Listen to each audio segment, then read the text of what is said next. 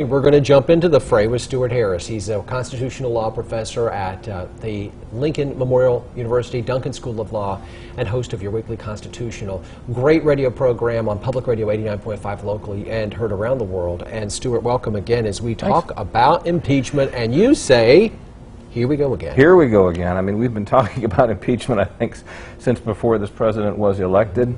And I'm sure that many of your viewers are tired of it. And to some extent, I think we all are. I am too. But it's important. It's an important subject. It's obviously a very timely subject. And it's one that I thought we could put into a broader context. So I called up my good buddy Russell Riley. He works at a place called the Miller Center, which studies presidential politics and presidential history at the University of Virginia. And Russell knows more about the presidency than anybody I know. And so I called him up and I said, can we talk about the context of this impeachment? How does this one differ, or how is it similar to Clinton's impeachment, or to Richard Nixon's near impeachment, or even to Andrew Johnson, our own Andrew Johnson from East Tennessee? And he just jumped at it. He said this would be a fantastic thing, a good service to put this in context. So we had a really great discussion. I grew up, like maybe many of you, thinking impeachment by definition is the process of throwing out a president.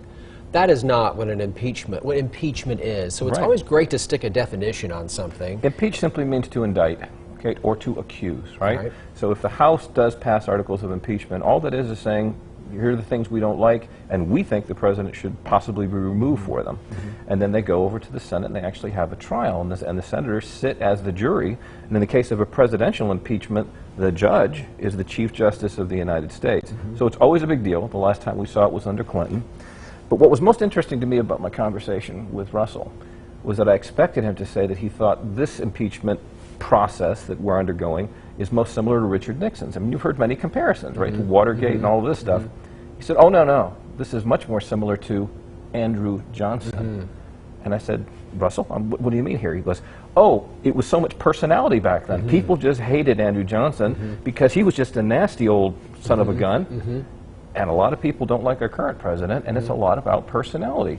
And that sounds really petty and vindictive until you think, wait a second, in a democracy like ours, in a representative democracy, people do have to get along.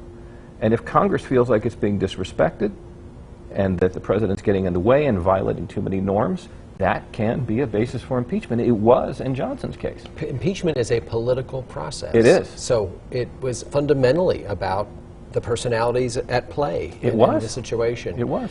Well, you know, to try to put a dot on it, it's such shifting sand at any point in terms of the news cycle, but I'm thinking this is a great chance to sort of get a broad education of what this is all about as we move through the rest of this year and into next.